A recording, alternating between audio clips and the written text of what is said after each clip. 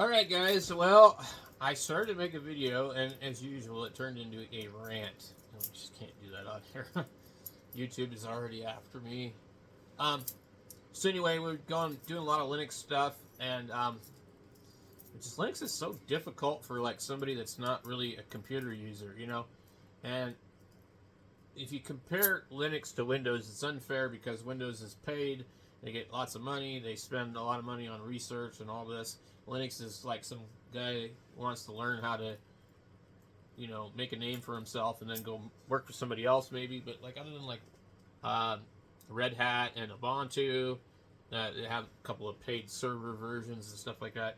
Linux is basically, volunteer work. So it's understandable it is where it's at. However, it's painful because it's so close to being really good. You know, it's so close, and it's just like a day late and a dollar short kind of thing. It's like, and then one distribution, one thing works on it, and then not on another. And I've been doing this for a long time, and it's like a lot of the guys that really know this stuff, they go, "Oh, that guy's stupid," you know. Well, uh, that's cool, whatever. But like, I'm the average. I represent the average person. Okay, when it comes to computers, I represent the average person. The average person doesn't know all this command line stuff. They don't know C++. They don't know HTML coding and all this, and they can't build their own website unless maybe it was MySpace back in the day. Um, so that's what I represent, and I'm the average person that uses a computer. You know, and then there are ones that know a lot more. But I'm in the middle. There's people that are way worse than me, but um, a lot of stuff's really complicated. Like trying to figure out how do you partition a hard drive to make it work, and what does what, and why is it partitioned this way? What is the swap partition? What is the journal? What is XT4, XT3? What are the differences? I kind of know about like NFSTS or blah blah blah, or FAT32 and all this, but it gets so freaking complicated. And then, like, I've got a lot of different computers here. I try to run this on really old hardware just to kind of see what it will do. But I've had a lot of problems with the Ubuntu, the newest Ubuntu. Uh, their Cinnamon one just doesn't. I remember now. I tried it. It didn't run on this machine very well either. And this is a i7 6700 from about like 2014. I changed the processor, but it was a i5. It's a 32 gigabytes of RAM. The board is an HP, or no, Asus.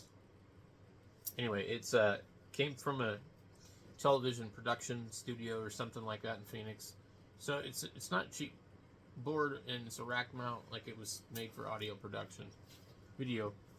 And one of the guys that I know, he deals with TV and radio stations, and he gets stuff for free and sells it.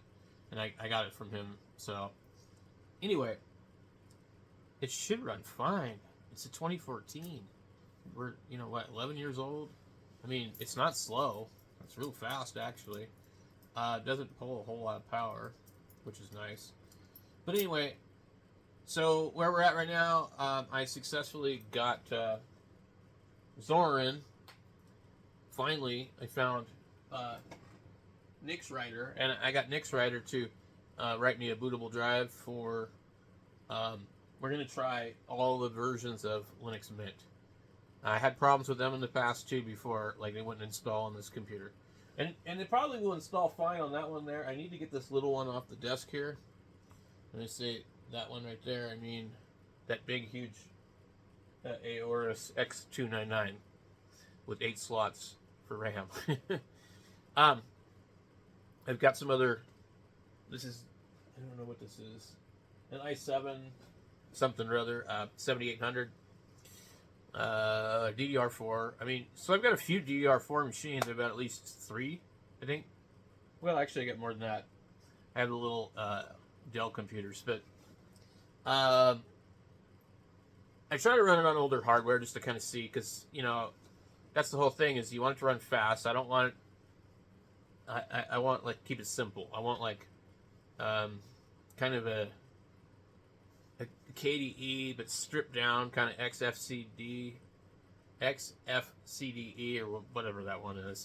There was the Ice JM or something one. That one looked really cool. But as far as I understand, I can probably later on go on and change the desktop, change all this, add FlatHub and all that. So we're going to try all of 3 of those, and we'll see how they go. So I'll catch you guys in a little bit. I might do a live stream tonight, but you'll probably already know that before you even see this video. Catch you later.